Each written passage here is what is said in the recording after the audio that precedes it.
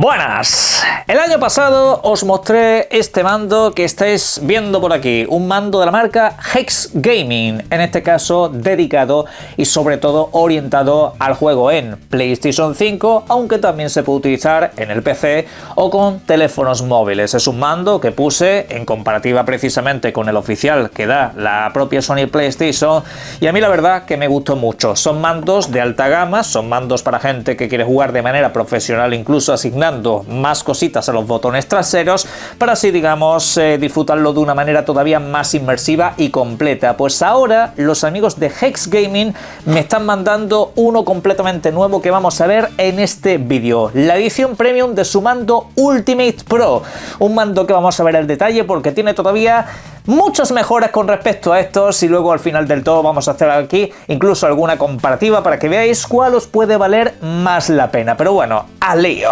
Bien, lo primero de todo es básicamente ver lo más básico, la caja y los contenidos. Lo primero, generalmente los mandos de Hex Gaming te vienen así, pues en una caja un poco generalista donde te aparece su logotipo y nada más, no te viene lo que es el diseño del mando ni nada por el estilo, casi como si fuera una caja sorpresa.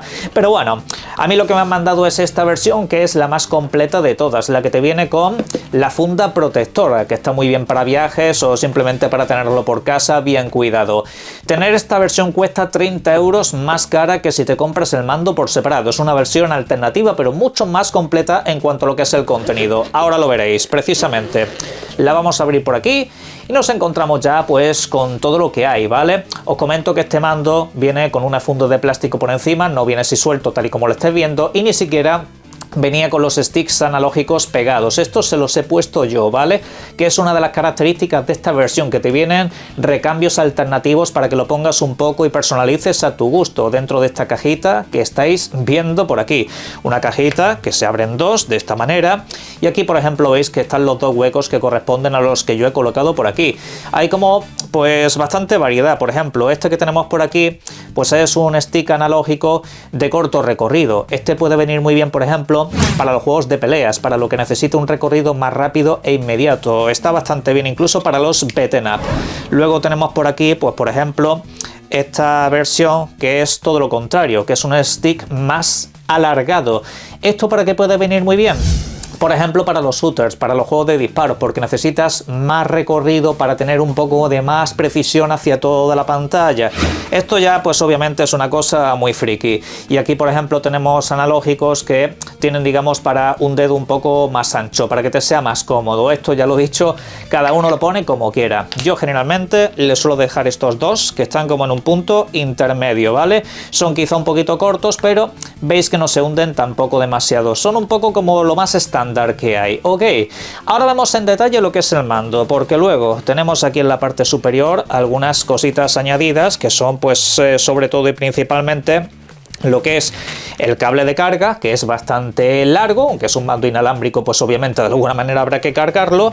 Luego tenemos por aquí esto, que básicamente es el dispositivo que nos permite a través de aquí poder optimizar ciertas cosas, por ejemplo para regular la calibración de los sticks, por si por alguna razón se nos genera un poco de drift. Con este mando básicamente no vas a tener drift precisamente porque lo puedes arreglar y volver a centrar básicamente todo. Y luego aquí hay alguna que otra cosita más, pues bueno, esto como quien dice es para proteger la parte de los analógicos, punto.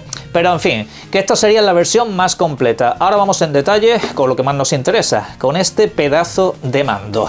Una de las mejores formas de las que podemos analizar este mando es precisamente ponerlo como agravio comparativo a otras variantes, como por ejemplo lo que es el mando oficial o el mencionado mando Phantom, que lo dicho ya lo tenéis analizado en el canal. Vale, tal y como veis aquí, la distribución de botones respecto a los mandos naturales de PlayStation es básicamente la misma, solo que al no ser un mando propio de Sony, pues en este caso aquí no vemos los logotipos de PlayStation, sino que vemos los de Hex Gaming.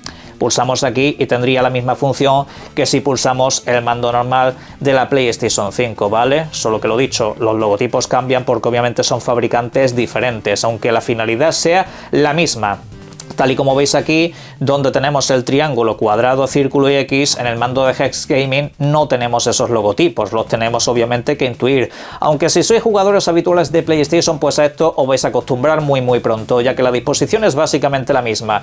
Y como veis, eso incluso aplica para las palancas superiores, son básicamente lo mismo, e incluso la entrada de corriente te sirve la que ya tienes. Vale, eso por una parte. Ahora, a nivel ergonómico, hay una cosa que no me gusta del mando oficial de PlayStation, que es esto, la franja negra esta que tiene aquí como un corte que te puede ir raspando cada vez que lo vas cogiendo y a veces se puede hacer un poco incómodo. No es gran cosa, pero en ese sentido aquí no vas a tener ese problema porque es un recorrido plenamente liso. Aquí no vas a tener ninguna clase de historia con ese tipo.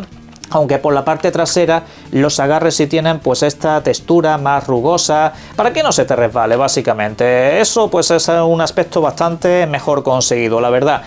El material, peso y demás, obviamente es mejor el de este, pero es que tiene que pesar un poquito más por todo el componente que tiene detrás, que es aquí donde se marca una diferencia muy grande con cualquier mando oficial.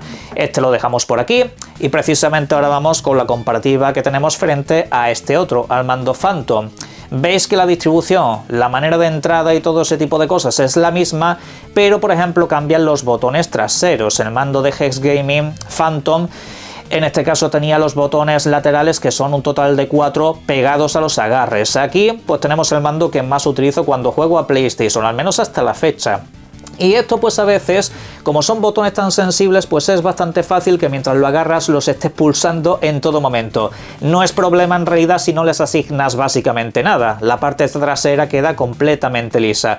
Este por la parte trasera puede quedar más bonito, pero lo que tiene este nuevo mando Pro, en este caso principalmente, es que la parte trasera es menos accidentada. Aunque pueda parecer más aparatosa, aquí tendrías lo que es el botón para cambiar los modos de juego, va cambiando como veis aquí lo que es el color y así pues poner diferentes modalidades para que tengan una composición o configuración diferente.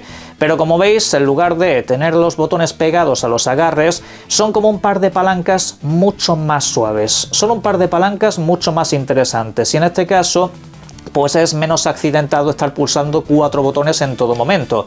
Eso sí, los dos centrales, que esto al fin y al cabo son otros 2 botones, están un poco más distantes, pero bueno, entiendo que la gente que es jugadora pro en ese sentido no debería de tener problemas. El agarre podría quedar más o menos así. Y por supuesto también tiene lo de la retención de los gatillos traseros. Activamos estas palancas que tenemos aquí detrás y veis que ahora el recorrido pues es menor. Ahora el recorrido es como el de un ratón de ordenador. En esto pues nos podemos fijar sobre todo para los juegos que son de tipo shooter, los típicos juegos de disparos. Todo esto además viene en una configuración mecánica donde es más difícil que los botones se te estropeen en un momento dado porque van como por separado. El mando la verdad que es estupendo, pero ¿cuál es el problema? El precio. 250 pavos es el precio oficial de este mando comprándolo por separado. 30 euros adicionales si queréis comprar lo que es la funda y los recambios.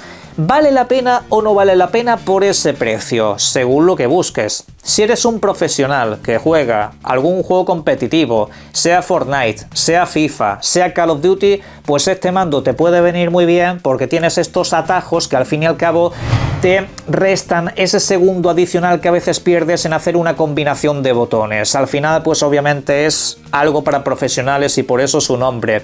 Luego también ganas ergonomía, es un mando mucho más suave, más cómodo que lo que es el mando original y también mayor durabilidad porque aquí el problema del drift no lo vas a tener porque en el momento en el que surja cualquier cosa lo puedes remapear y lo vuelves a poner tal y como estaba en un principio sin ninguna historia extra.